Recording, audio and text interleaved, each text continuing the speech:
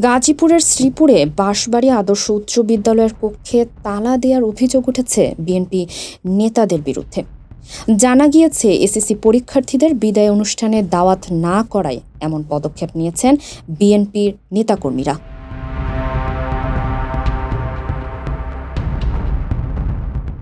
রোববার সকালে বিদ্যালয়টিতে ২১ এপ্রিল থেকে অনুষ্ঠিতব্য এসএসসি পরীক্ষার্থীদের জন্য বিদায় অনুষ্ঠানের আয়োজন করে বিদ্যালয় কর্তৃপক্ষ।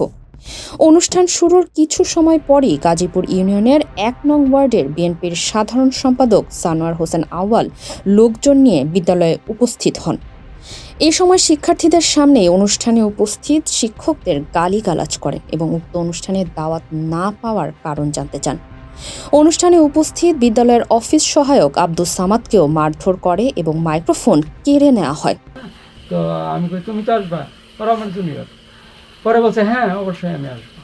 শিক্ষকদের গালাগাল করে তারপর রিসিভার ভেঙে ফেলে নিয়ে এ সময় অনুষ্ঠানস্থলে আতঙ্ক ছড়িয়ে পড়ে। ভয়ে আতঙ্কিত হয়ে শিক্ষার্থীরা এদিক সেদিক ছুটাছুটি করে অনুষ্ঠানস্থল ত্যাগ করে। এরপর বিএনপি নেতারা বিদ্যালয়ের অফিস কক্ষ প্রধান শিক্ষকের কক্ষে তালা ঝুলিয়ে দেন। ফলে বিদায় অনুষ্ঠান পণ্ড হয়ে যায়। তালা দেওয়ার ঘটনা ছড়িয়ে পড়লে স্থানীয়রা উত্তেজিত হয়ে পড়ে। এর ঘণ্টাখানেক পর বিএনপি নেতারা বিদ্যালয়ে এসে তালা খুলে দিলেও এই ঘটনায় এলাকায় উত্তেজনা বিরাজ করছে।